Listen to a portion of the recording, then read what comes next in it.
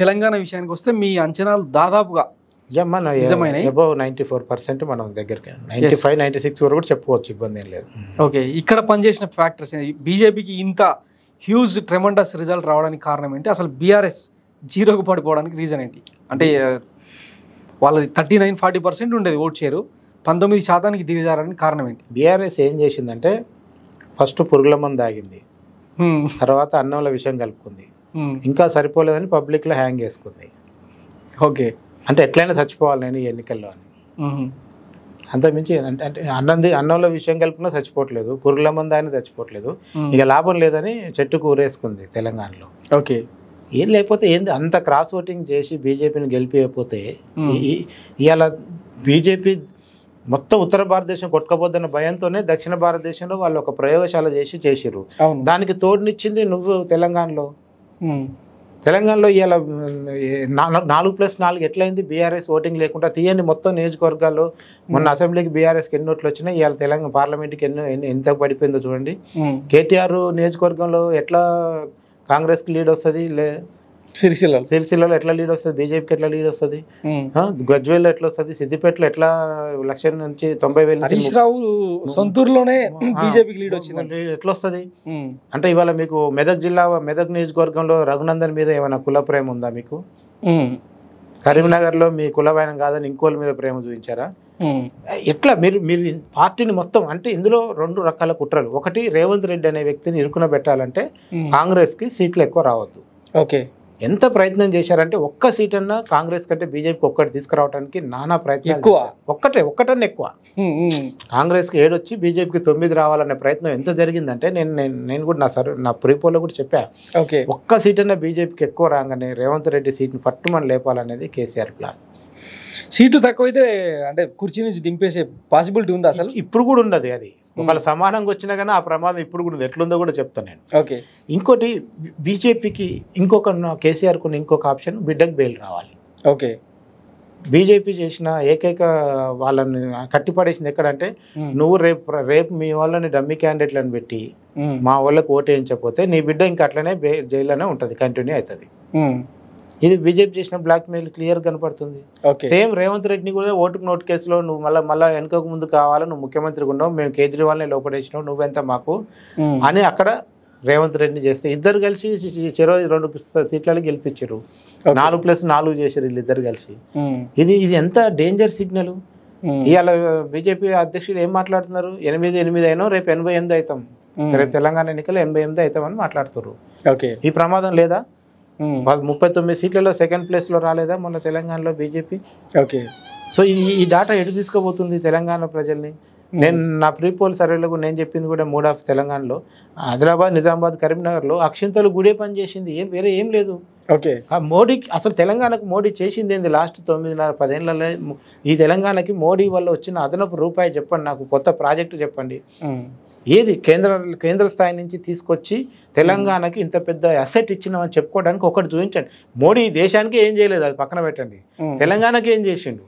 తెలంగాణకు కూడా ఏం చేయలేదు, ఏం లేదు. మరి ఇవాళ +4 ఎట్లయింది?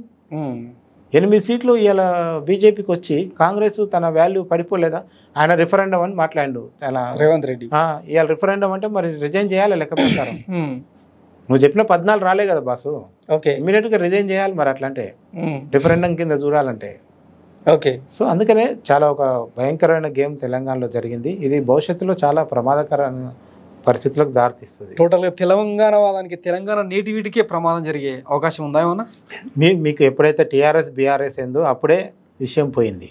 టీఆర్ఎస్ అధికారంలోకి వచ్చినాక మాది ఫక్తు రాజకీయ పార్టీ, ఉద్యమ పార్టీ కాదన్నప్పుడు అప్పుడు సగం పోయింది. మహానుభావుడు 2018లో రెండోసారి అధికారం వచ్చిన తర్వాత మొత్తం ఉద్యమకారులని సహా పౌర సంఘాలని అందరి మీద ఉక్కుపాదం పెట్టి కేవలం ఎవరు పక్క పార్టీలో ఎవడు పచ్చకుంటే వాళ్ళని తీసుకొచ్చి లోపటేసుకున్నప్పటి నుంచి ఇంకా నేటివిటీ పోయింది. ఇంకేముంది తెలంగాణ వాదం ఇప్పుడు? ఓకే, తెలంగాణలో ఇయాల్టికి కూడా ఇంకొక మంచి పార్టీకి స్కోప్ ఉంది. ఎందుకంటే పార్టీకి పక్కా ఉంది. ఓకే, స్పేస్ ఉంది, పక్కా స్పేస్ ఉంది. ఎందుకంటే ఇంకోటి దట్టు బీసీ యాంగిల్లో ఇంకెక్కువ ఉంది. ఎందుకంటే ఇవాళ 52 నుంచి 53% బీసీ ఓటర్లు ఉన్న నియోజకవర్గాలు ఉన్నాయి తెలంగాణ. అత్యంత దుర్మార్గం ఏంటంటే మొత్తం ఎంటైర్ ఆంధ్ర పాలిటిక్స్ చరిత్రలోనే ఒక బీసీ నాయకుడు ముఖ్యమంత్రి కాలేదు, ఇప్పటివరకు కాలేదు. అది ఒక వి హనుమంతరావు ఛాన్స్ వచ్చింది, ఒక వి హనుమంతరావుకి ఛాన్స్ వచ్చింది. అది ఆయన సడన్ గా రాజీవ్ గాంధీ చనిపోవటం వల్ల మళ్ళీ వేరే వాళ్ళకు అది పోయింది, ఆ ఛాన్స్ పోయింది. అయితే ఆయన ఒక్కడ అయి ఉండేవాడు ఇప్పటికి ఒక బీసీ సీఎం ఆంధ్రప్రదేశ్కి. ఓకే. సో అది కూడా ఆ ఛాన్స్ కూడా పోయింది. సో అందుకనే తెలంగాణని ఈరోజు తీసుకోపోయి బీజేపీకి బంగారు పల్లెంలో అప్పచెప్పని కేసీఆర్ చేస్తున్నాడు. బీజేపీ దీన్ని ప్రయోగశాలగా మారుస్తారు చేసిర్రు. రేపు వాళ్ళు అసెంబ్లీలో మీకు బీజేపీ వర్సెస్ కాంగ్రెస్ అవుతుంది, బీఆర్ఎస్ 3వ ప్లేస్ పోతుంది. ఈ ఊరి వేసుకోవటం, విషయం తాగటం, వీటన్నిటికీ ఇంకా అదనంగా పోయి ఏదైనా కాళ్ళకు దూకటం ఇట్లాంటివి కూడా చేస్తారు. ఇక మొత్తం వాళ్ళే భూమిలోకి 10 రోజులు పాతి పెట్టుకునేటట్టు కనపడుతుంది పార్టీని. ఈ అంటే కుర్చీలాట మధ్యలో ఈ రాజకీయ ప్రయోగశాలగా మారిన తరుణంలో రేవంత్ రెడ్డి ఫ్యూచర్ ఎట్లా ఉండబోతుంది? అంటే ఎన్నికల ముందు భీషణ ప్రతిజ్ఞలు చేసిండ్రు, రేవంత్ రెడ్డి కుర్చీని దించుతాం అది అని బండి సంజయ్తో సహా డాక్టర్ లక్ష్మణ్తో సహా చాలామంది మాట్లాడారు. అయ్యే అవకాశం ఉందంటారా? ఇప్పుడు ఈ రోజు కూడా రేవంత్ రెడ్డికి ఇటువైపు నుంచి 2 వైపు నుంచి ప్రమాదం ఉంది. ఒకటేమో కాంగ్రెస్ పార్టీ నుంచి, ఓకే, ఒకటేమో బీజేపీ పార్టీ నుంచి. కాంగ్రెస్ పార్టీలో ఏంటంటే పార్టీలో చేరిన 3.5-4 ఏళ్లకే పీసీసీ ప్రెసిడెంట్ అయ్యి సీఎం అయినాడు ఎవరు లేడు ఇప్పుడు వరకు కాంగ్రెస్ పార్టీ చరిత్ర. కాంగ్రెస్ చరిత్రలో ఒక వ్యక్తిని అక్కడ మొత్తము తెల్లగడ్డలు తెల్ల మీసాలు పెంచుకున్న కాంగ్రెస్ కురువృద్ధులు ఇంట్లో కూర్చొని రేవంత్ మీద టీవీలో చూస్తూ ఇట్లా పిసుకుతున్నారు. వాళ్ళు ఎట్లా అయినా పోయి సీఎం మనం అందరం ఉండం. కానీ పెద్ద పెద్ద నాయకులు కాంగ్రెస్ పార్టీలో జాతీయ స్థాయిలో వరకు హవా ఉన్న వాళ్ళందరూ. సో వాళ్ళు ఎప్పుడు రేవంత్ రెడ్డి దొరుకుతాడా, ఎప్పుడు రేవంత్ రెడ్డి దింపేసి మనం సీఎం సీట్ ఎక్కుదామని వాళ్ళు ఎప్పటికప్పుడు ఈయనకు చెక్ పెట్టే ప్రయత్నం. ఇవాళ మీకు రేవంత్ రెడ్డి మీద ఎంత ప్రెషర్ ఉందంటే విత్ ఇన్ ద పార్టీలో బయటికి కనపడతలేదు. కానీ ఆయన నన్ను ఎవరో దించేస్తారని చెప్తారు, కానీ సొంత పార్టీ వాళ్ళే దించడానికి ఎక్కువ ఛాన్సెస్ ఉన్నాయి.